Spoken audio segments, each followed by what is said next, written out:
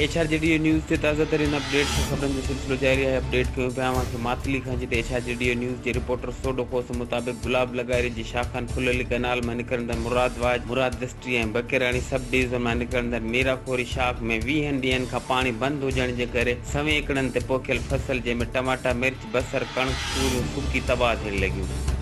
जॾहिं त इलाइक़े में पीअण जे पाणी जो बहरान पैदा थी वियो। चौपायो माल उञ विघे मरण लॻो। ज़रे पाणी जी खोट जे करे आबादगार सख़्त परेशान। आबपाशी अमली शाखान में पानी जी हथरादू खोट पैदा करे पानी गायब करे छॾियो। पोखियल फसल सुकी तबाह थी रहिया आहिनि। पहिरीं जेके फसल पोखिया हुआ उहे बरसातनि लोड़े छॾिया। ॿीहर कर्ज़ खणी माल मथा विकिणी पंहिंजे बचनि जे गुज़र सफ़र लाइ फसल पोखिया आहिनि जेके वरी पानी जी खोट जे करे सुकी तबाह थी रहिया आहिनि। टमाटे जे फी एकड़ ते लखनि रुपयनि जी लागत लॻल आहे जॾहिं त हिकु वारो बि न चूंडायो वियो आहे। आबपाशी अमले जी नाअहली ऐं रिश्वतखोरी जे करे आबादगारनि खे वॾो नुक़सान थी रहियो। ख़ुदा इन्हनि ते रहम कई शाखनि में पानी ॾिनो वञे त जीअं इन्हनि जा बचा फाका कशी खां बची सघनि।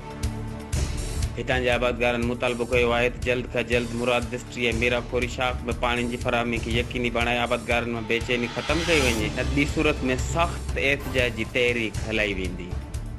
HRJDO न्यूज़ ते इन वक़्त ताईं बसि एतिरो ई। वधीक ख़बरनि ऐं अपडेट्स लाइ ॾिसंदा रहो HRJDO न्यूज़।